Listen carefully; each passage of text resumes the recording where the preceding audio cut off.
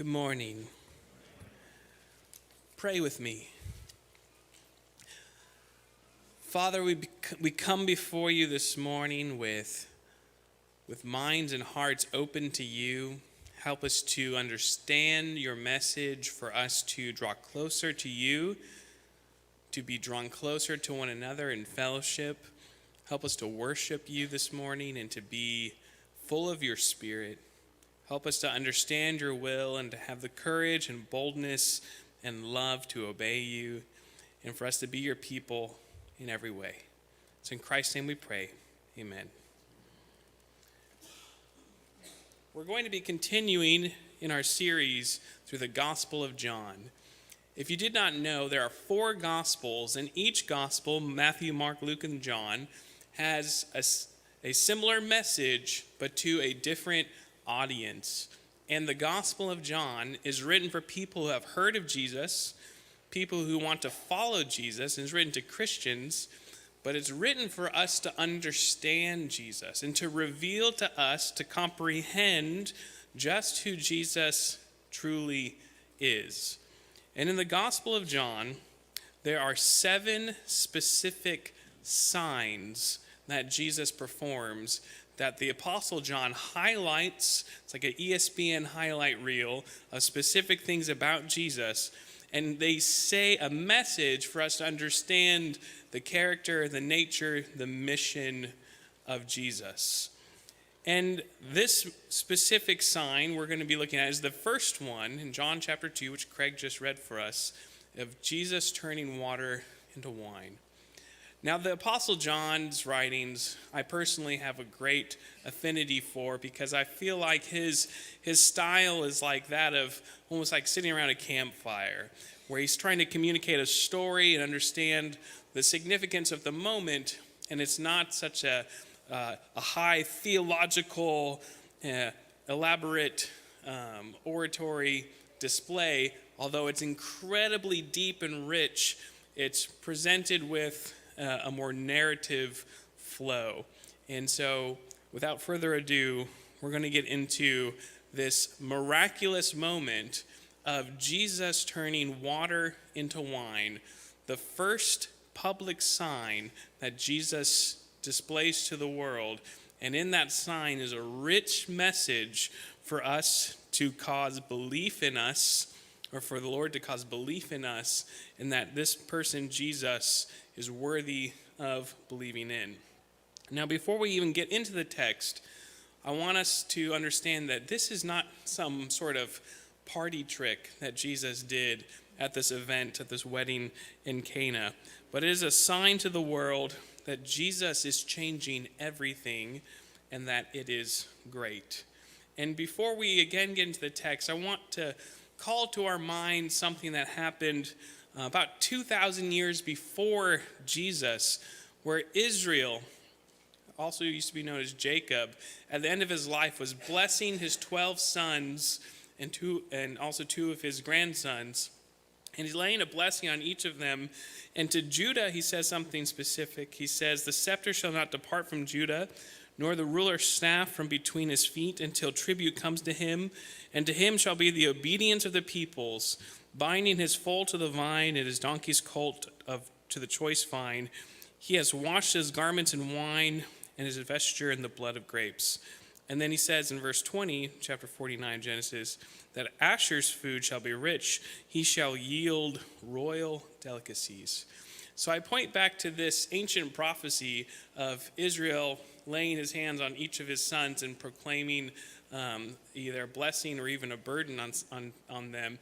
And Judah, his son, which ends up being the line of kings who Christ is a descendant of, he tells this prophecy that he is going to be the ruler, and that he's going to has this connection here to this choice vine. And then Asher, his other son, which Cana, where the wedding takes place, is in the region, the land of Asher. And that Asher is going to be going to be taking in these royal delicacies. And there's no greater delicacy than wine made by the King of Kings. And so just some quick prophetic background to this momentous occasion we're going to be unpackaging. And I present this to you to show there are many layers to this sign of turning water into wine. It wasn't just a miraculous moment of Jesus saying, like, watch this, but there's a lot of depth to this circumstance, and we're going to begin to unpackage that and also then look to apply it to how it's significant to you and me today. So let's get into it. Chapter 2, verse 1 through 11, as Craig read for us, we see here that this first sign takes place in a wedding. And that is very important, that it's in this time of promises, it's in this setting of commitment, of community, of loyalty, of family, and of love. It's in that setting that this sign takes place. But we also see here in verse 1 that Mary, the mother of Jesus, was there at this wedding. Probably this is some sort of kin of her, some family member of hers. But it specifically says that Jesus and his disciples were invited to this wedding. And there's an important point in this verse of that Jesus was invited and his disciples were then added to that, is that as a disciple, you get to go where Jesus gets to go. You get to accompany Jesus into whatever honor he is being extended, or whatever he is being provided for. Years ago, when I was about, I think 14 or 15, my uncle was a general in the military here on J-Bear, and I got invited to one of his promotion ceremonies, and I'm sitting there in the seat next to another general, and during the ceremony, this other general just leans over to me and just whispers over to me, "Be sure to ask your uncle about the alien spaceship someday." I just remember, I had enough social awareness and skills to kind of laugh and smile, but I've never forgot that. But there's no way I would have been in that ceremony, be sitting there if it wasn't for my being affiliated or connected to that I'm this general's nephew. And I'm sure you all have stories or moments where because of someone's position or someone's connections, you got to be included in something. And here, this is later on in John, Jesus says that if anyone serves me, he must follow me. And where I am, there will my servant be also. If anyone serves me, the Father will honor him.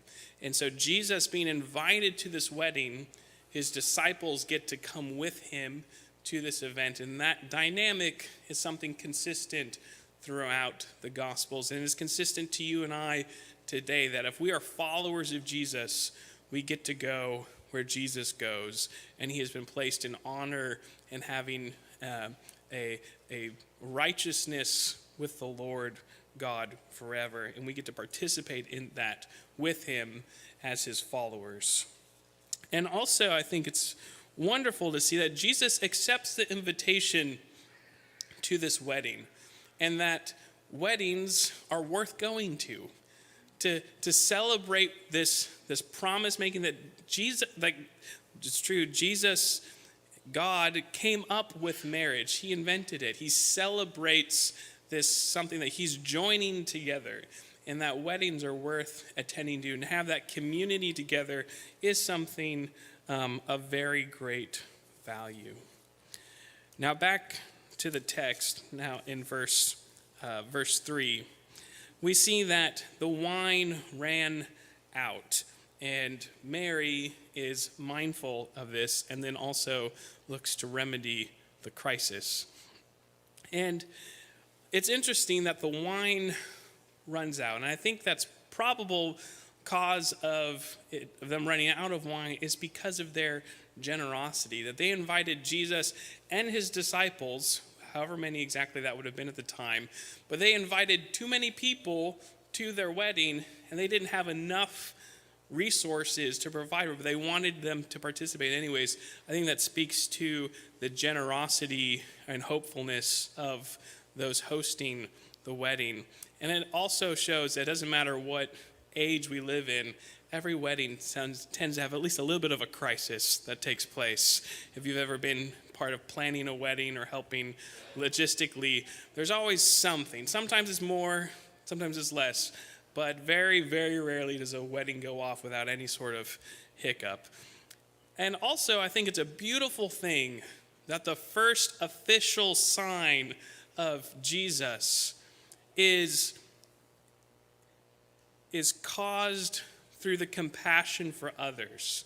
That Mary notices that they're out of wine, and she then implores Jesus to assist with it.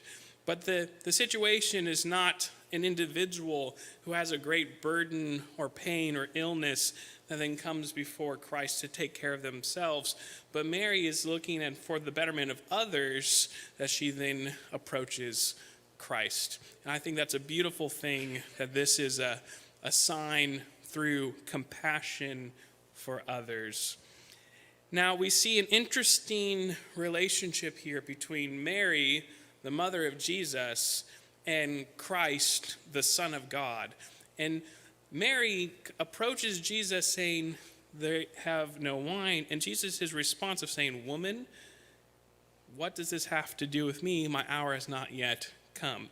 And we have to be careful to not try to read too much in between the lines, that there's some sort of clashing necessarily going on here. But Mary is approaching Jesus knowing that Jesus doesn't just have some superpowers he can just throw around whenever he or so wants. And we also see here that Jesus is not being hostile towards Mary by just saying woman, but that this is not a mother-son necessary relationship, but now Jesus is not just her baby boy and her son, that she's now talking to the king. She's talking to God. And saying woman is not a negative speech, but showing a position that she is talking to the Lord, not just to her child. And he says something here so interesting of that, what does this have to do with me? My hour has not yet come. And if you've seen the show, The Chosen, which I think is a very well-made show for the most part, and definitely I think worth watching, generates many good conversations and things to think about. In the show The Chosen, in this moment, they show this setting, and when Jesus says, what does this have to do with me? My hour has not yet come. They have Mary respond with, if not now, then when? And it's an interesting way to show how the rest of this conversation potentially could have unfolded. But for his own reasons, Christ decides to act in this moment. And that this is the setting in which the Lord begins to proclaim himself, to display himself publicly, that he is in fact the Son of God. Now, what this shows us is that God is not just some force of nature that we have to just be prepared for or experience, but that there is an interaction between us and God. There's a relationship between us and God. And that even in God's will and in God's mission and his cause here on earth, that he interacts with us and his people on this planet in a dynamic way.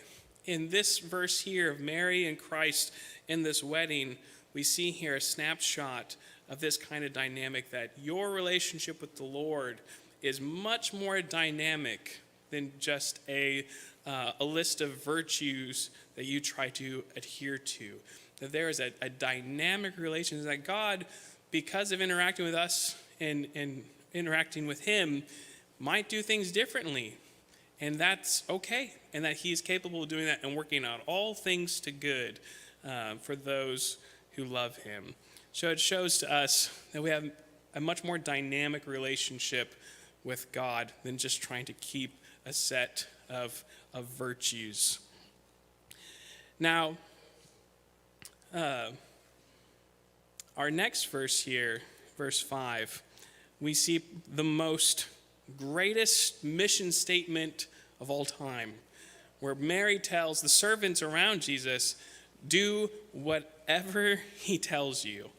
And if there's anything else to learn from today's lesson, I hope that this mentality is what you hear and you allow to sink into the very core of your soul. This attitude of do whatever he tells you. It's that level of obedience, that attitude of lordship, of authority for Christ to do whatever he tells you. And also we see here Mary's recognition of his authority, that Jesus at this point could have just been like, everybody go home, or we're not doing anything. That all the authority is here on Christ and not Mary pulling the strings and trying to push or nudge Jesus one way or another. But this level of obedience is something that I know we all must aspire to have within ourselves, of true lordship of Jesus, of that whatever he says we must do whatever he tells you. And we see here that Jesus is not here to put on a show, but he's here to give a direction and directions that must be followed. And we see now what Jesus does with that. We see in verse 6 that there are these 6 jars, stone jars, large, like 30 gallons. I imagine 50-gallon drums, cut them in half, and there's 6 of them, and they're made out of stone. And they're these Jewish jars of purification where the Jews had these rituals of washing themselves to make sure that they're clean and that they were used water in this way. And so there's this awkward moment of the wedding not having any wine. And Jesus says to take these jars, which were not made for food. They're not made for serving. I don't know how many health code violations this would be for some germaphobes around here. But these things which are for washing are now going to be made instruments for food or for consumption. But there is some intense symbolism here for us to reflect upon. That Jesus is going to use these ritualistic methods of purification that are used for constant washing. I'm thinking about how many times have you washed your hands in your life? How many times have you put water over your hands, and every time you wash your hands, eventually they get dirty again? And so these ritualistic jars for this wedding that they were present, they didn't have to go miles to go get them, they were there. They take these jars that are for this consistent washing, and he's going to use this institution, he's going to use this system of purification, and he's going to change it. He's going to change the contents within it. He's not going to make it super water. He's going to change it from water into wine. And this, which a wine is very, very symbolic of, as we just experienced, of blood. And it's that blood that comes from him, which is going to go from no longer just purification, but is going to go to providing and celebration and going into redemption and ultimate purification. And it's going to be in this wedding ceremony, which is going to be at this time of jubilation. And it's so much more than just making us clean. It's making us have love. And that's this whole atmosphere of this wedding.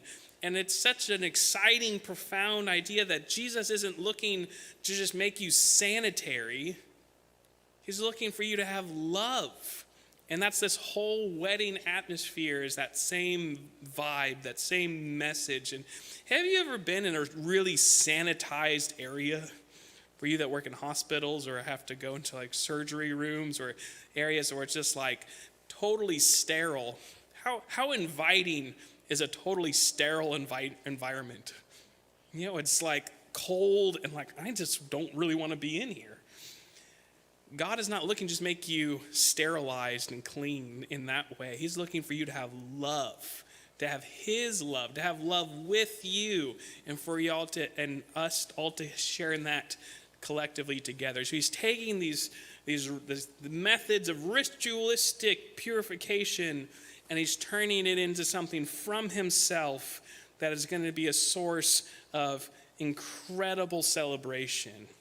And that comes all from him.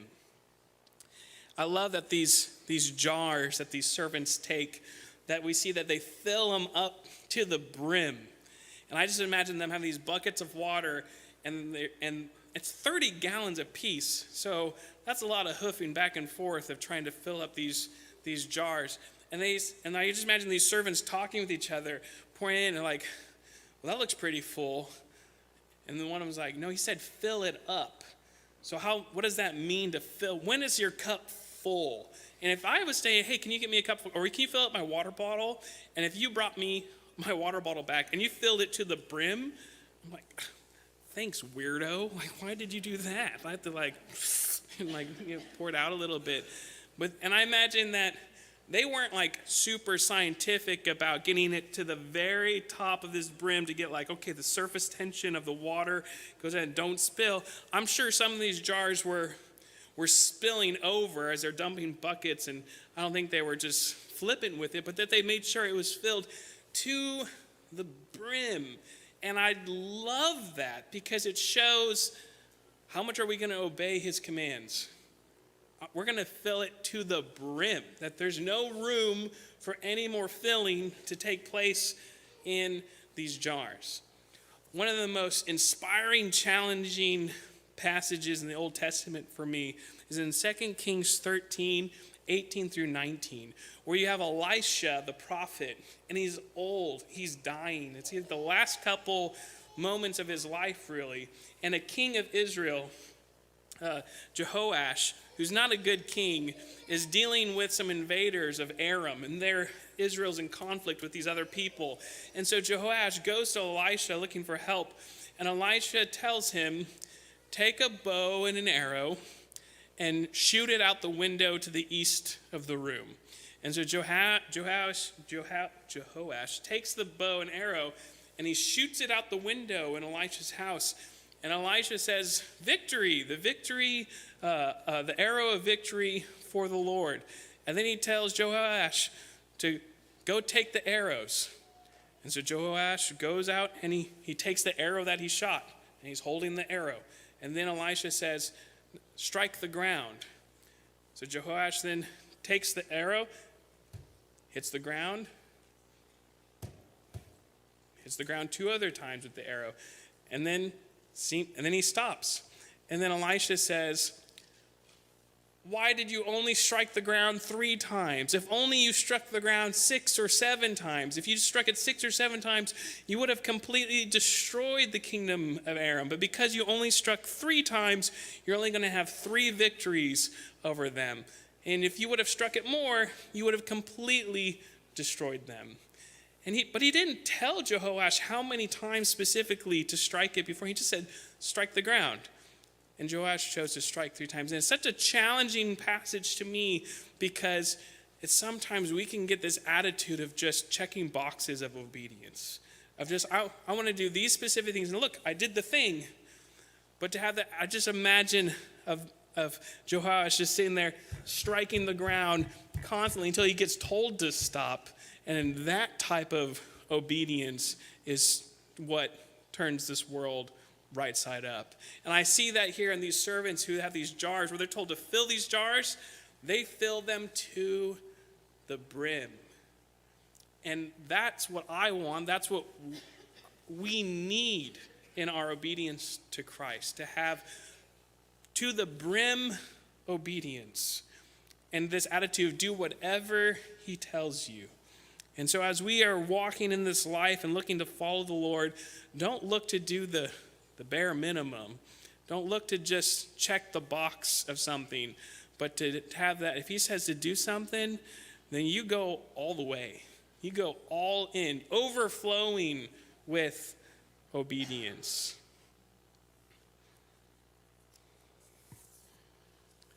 Now back to the wedding. Verse 8, we see that Jesus gives instructions further to the servants to, now that these things are filled to the brim, to then draw up from this jar and to take it to the master of the feast. Jesus is the Son of God. He has all power. He can do anything. And he causes this wedding to be done in a specific way. He could have just had everyone's cups just be filled with wine instantly. But he specifically does it in this manner because signs point to something. And even in this, it's pointing to something. He's having the servants draw from what he's done and take it to other people, specifically to the master of this feast.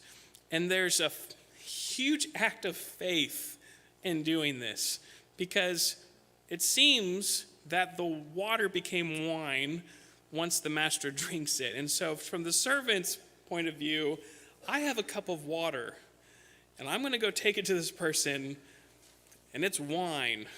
And I just imagine this kind of the fear, this social awkwardness of like, okay, here's some wine. And I don't know if they were shaking, but they weren't distracted. They weren't thinking about what they have to do tomorrow as they're bringing this cup to this person. Like you're like very present during that moment. But it's a big act of faith of taking this water to this master of the ceremony in this way. And I can't help but think of Philippians 2:12, where we're told to work out your own salvation with fear and trembling. That Christ has done this amazing thing. He's risen from the dead. He's proclaimed truth. He is truth. He said it's finished. And he's seated at the right hand of God. It's happened. His salvation has been brought down. But then he includes us in the working out of that salvation and sharing it with the world. He caused these jars of water to become wine, and then he includes the servants to draw out what he's done and then to share it and present it by faith to others. God has done something amazing in you. Amen? And now you get to participate in that by drawing it out and presenting it to others. You don't have to earn this salvation. It's been done. You don't have to cause the salvation. It has been accomplished. But just like a priceless diamond in a big ball of pizza dough that's in there somewhere, you got to knead it and work it and feel it and push it up and aha, here it is. And we're all very complicated people. We have a lot of moving parts going on within us, but inside there is something from God, something from heaven, this beautiful, priceless salvation, and you work it out, you bring it up and share it to those around you, and you do so seriously. You do it with this fear and trembling. I just imagine this cup of water being given to this master of the ceremony, some trembling there, and you take what's been put in you and you draw it out and present it to those around you. And the effect that has, we see here in verse 9, that the master of the ceremony of the wedding, he tastes it, and he's just mind blown. It's like, this isn't normal. People don't usually do this. People usually bring out the good wine first and then bring down the watered down stuff. But you did it in reverse, where you saved the best for last. Now, something truly different about Jesus than any other religious leader or other religion that's on earth is that Jesus' ministry and miracles particularly are done publicly. Jesus didn't just go into a cave and have a dream. He didn't just have some profound teaching, but these signs that John is pointing to are things he does publicly. And And this group, the public, is experiencing now something that doesn't happen except with Christ. And there's a power in this message that these things are done publicly. And now with Jesus, this is a consistent theme with him, that with Jesus, things get unprecedentedly better. And I hope that generates in you a dauntless hope that with Jesus, things get unprecedentedly better. The master of the feast, the master of the wedding here is experiencing that. He's like, it's never done this way, and this is the best. And that is a great snapshot of Jesus. This has never happened before, and this is the best. And I hope that hope gets generated in you now. That's true then, it's true now. That with Jesus, things get unprecedentedly better. There's a lot of conflicts going on in the world right now. And there's a lot of different levels of warfare. And one of them is a psychological warfare. If you can break the hope of a people, that is so detrimental to their survival.